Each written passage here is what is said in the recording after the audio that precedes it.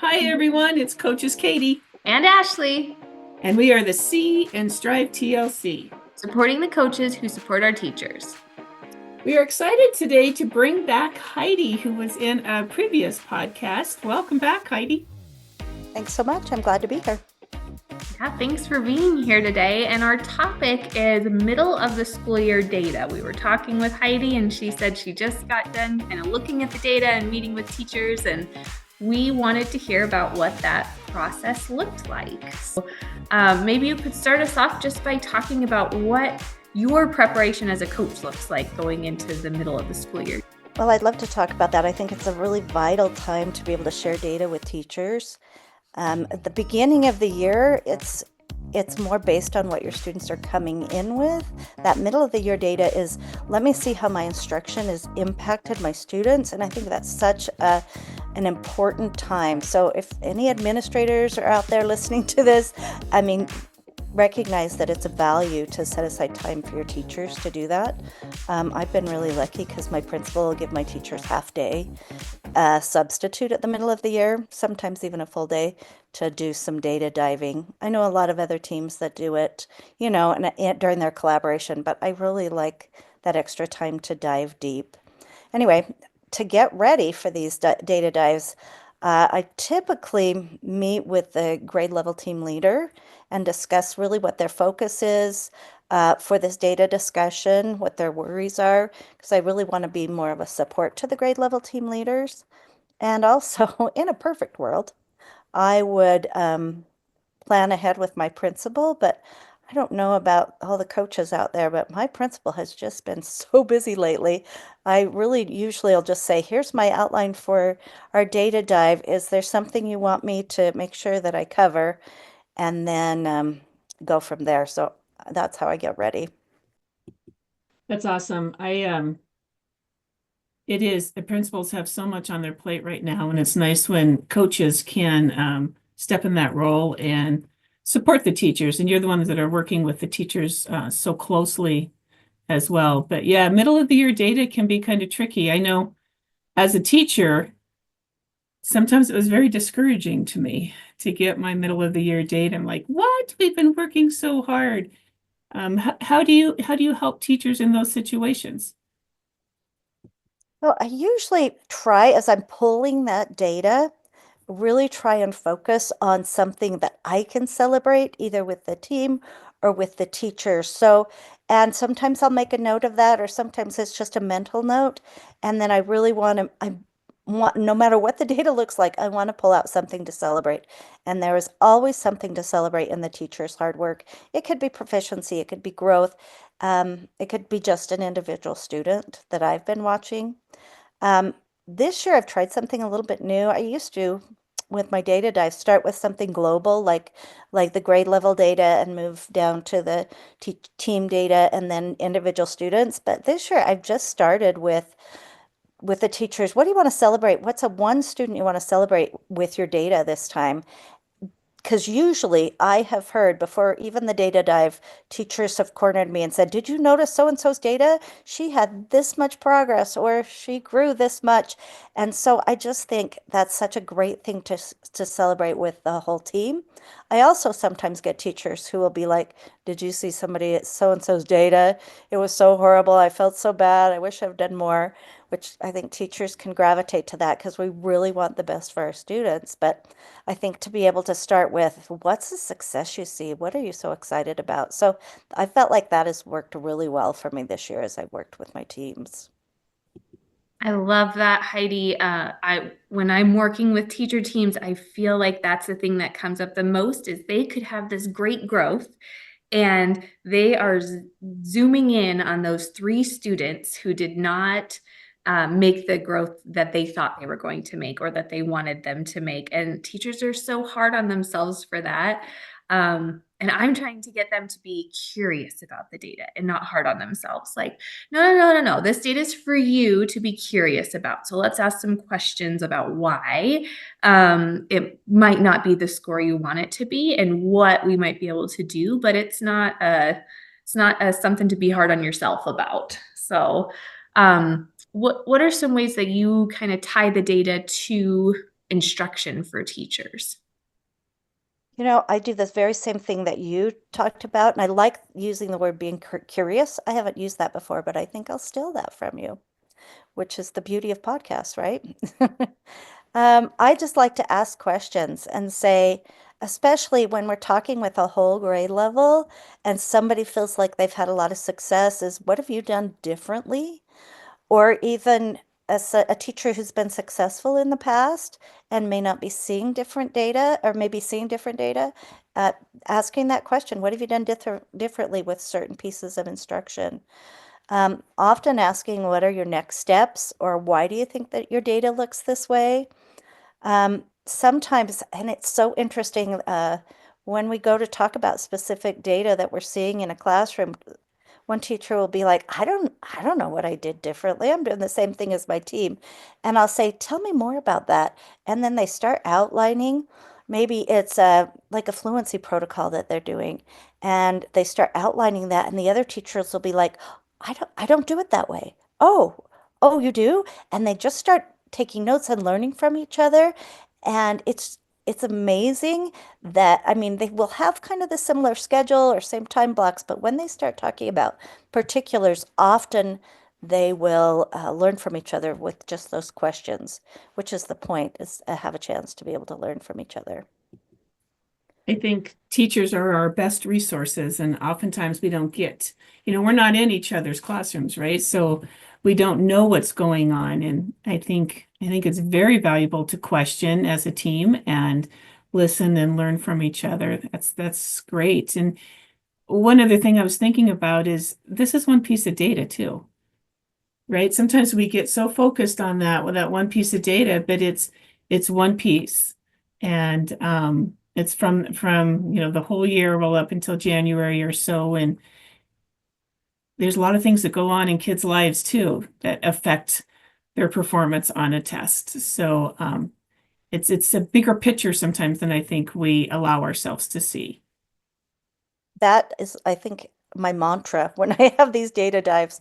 It's one piece of data, and I know we talk about it and it helps inform some of our instruction, but you're right. I was having a conversation just today about with a teacher who said, I've got these two girls in my class, and when they read with me, they read so phenomenally. They have great expression. They're very accurate, but every time they are go for benchmark testing, they really struggle.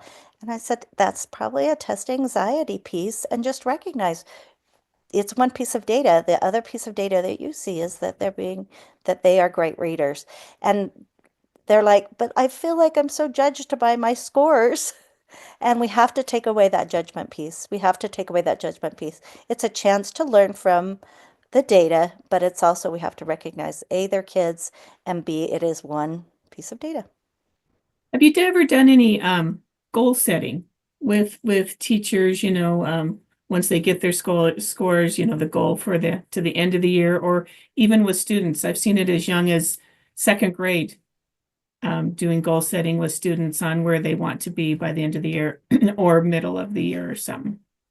I've really been working with my teams on this, and especially my third grade team has really been focused on this, setting individual goals with their students and then having them track their goals.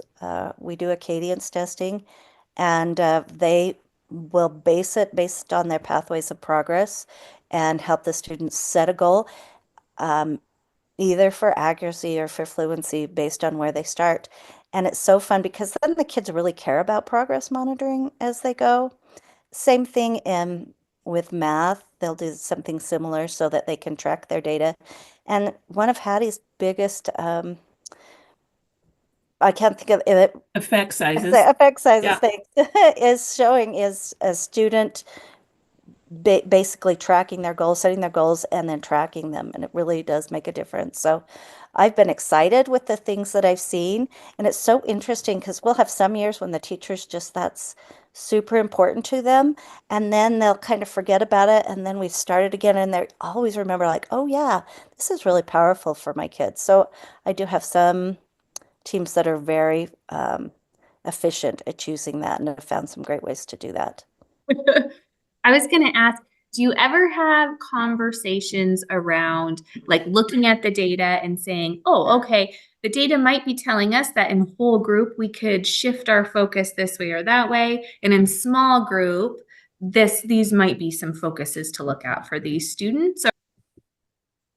Definitely. And that's a piece we've been working on because often when teachers see data that's uncomfortable, especially, they want to just jump right into that small group instruction. And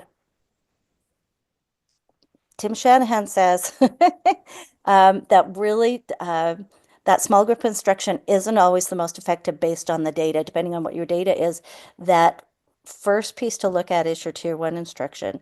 And is there just really often is just some tweaks.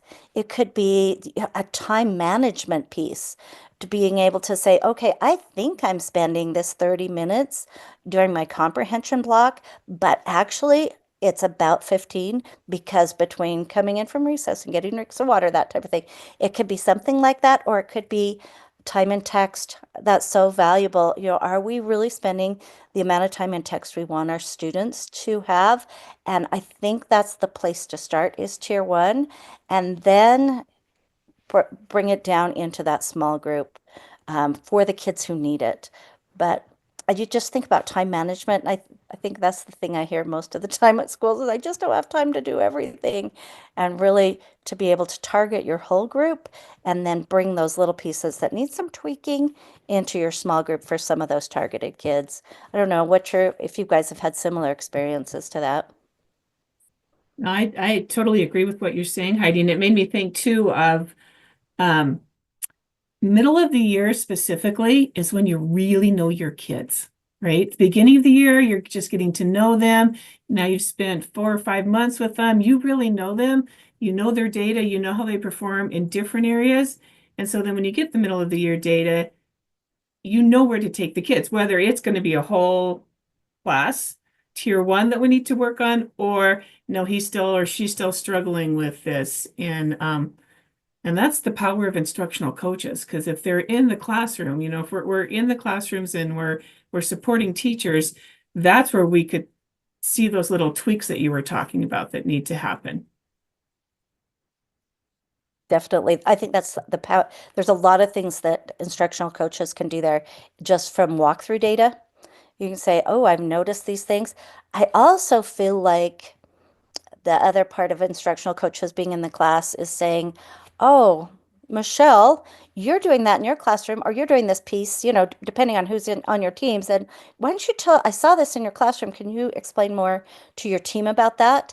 Because a lot of times what teachers think is just something, you know, not necessarily groundbreaking can be very powerful for everybody else on their team. So it is, especially when you go in and see it and you're like, oh, it makes a difference would make a difference with the rest of her team as well. You mentioned Timothy Shanahan, and I heard him say on a podcast, well, a couple now, to look at time, topic, and delivery. If there's a piece of data that's not moving the way that you want it to move, and I always just bring it back to that. Okay, so the vocabulary or whatever it might be didn't improve as much as we wanted it to. So how much time are we spending right now? And he says the first thing to do is add that time to the topic and then see how that goes. And after a couple of weeks, if it's still not improving, then getting coaches in there or other teachers to look at delivery and just give those little teeny tiny tweaks that make a big difference. I had forgotten about that, but that is really powerful. I've heard a similar podcast with him as well, and yeah, that would be a And I great. think that's what teachers want. Oh They yeah. want strategies. They want to know what they can do to help the child. So keeping it to those simple 3 words is very effective and helpful to them. Well, and thinking of that, and as I've been thinking about middle of the year data, was that really we are talking about students, and I think often it's easy to just talk about numbers or to talk about colors or whatever, but really talking about these students because everybody wants their students to be successful and to show growth. And so I think when you're looking at names, or I know a lot of teachers or coaches have boards with the students' pictures on them that show where they are, really looking at those students and saying, what can we do to help this student get the skills that he need, or these students that they need. And I think that was the biggest part of data that I don't want to lose, is that we are talking about kids here, and we're talking about their ability to succeed in the future. And that's the power of a PLC and a team, right? Because you might be going, I just don't know what else to do. And somebody else, listening to you as a colleague might say, oh, have you tried this? Or you know what I mean? If you've got a really cohesive team or PLC group, that's where it can be really, really effective. It's can be daunting to look at your own data, but when you look at it and share that data and you have that camaraderie with your colleagues, I think that's where the power happens. Well, and it comes back to that. These are our students. When you, coming back to, if you are a strong team, you care about the students in that grade level. And if one of your colleagues' students is really struggling and they don't know how to reach them, that's the power of them being our students, that we work together to help them be successful. Yeah, I like the 4 questions of what do we want our students to know? How are we going to know if they know it? What do they do? What do we do if they already know it?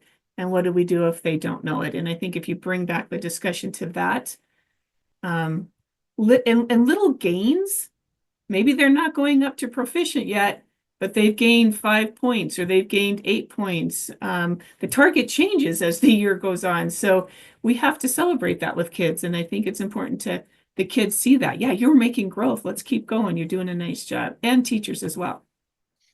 One of the great things about being an instructional coach, or especially I'm lucky enough to be in one school, and I've been in the same school for years, is that I can say, yeah, I know you're stressed about this student who is just below proficient, but 2 years ago, she was well below proficient and she is really making great gains.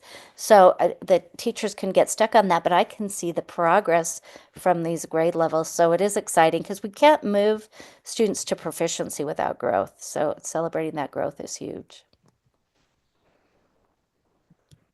So it sounds like a big priority in middle of the school year data meetings is like tying the data to instruction, all that important stuff, but also it's a lot about building teachers up. Lots of celebrating, finding those wins. Yes. Definitely. I want to add, this is something I do, and maybe it's quirky, but I live in an area where we have cookie shops on every corner. There's a variety of them. One year I just made a list of all the cookie shops, and I bring cookies to every collaboration. My principal's very good. She used to make them, but I'm like, I don't have time for that. I'm just going to swing by and buy some. I bring them to every middle of year and end of year data dive, just to say, you guys work hard. This is a reward for you, and you would be surprised how much they appreciate that. Just because somebody knows that, yeah, you're putting forth all you have to help these students be successful. So that is one of my traditions that I do for my teachers, because they work so hard, and they deserve to be celebrated. The data needs to be looked at with a lens, that we want the students to be successful, but we also need to recognize these teachers are working so hard, and they need to be able to feel that appreciation for how hard they're working. I've got a motto for you with that. We did it one year as well, and we said we would crumble without you. Oh, I love that. So there you go. Tag that on. A crumble on every corner here. Well, thanks everyone for listening today. Remember, we're Strive TLC, supporting teachers, leaders, and of course, all of you wonderful coaches. And don't forget to check out our free coaching bundle linked below that have resources that will help you with your middle of the year data. Bye.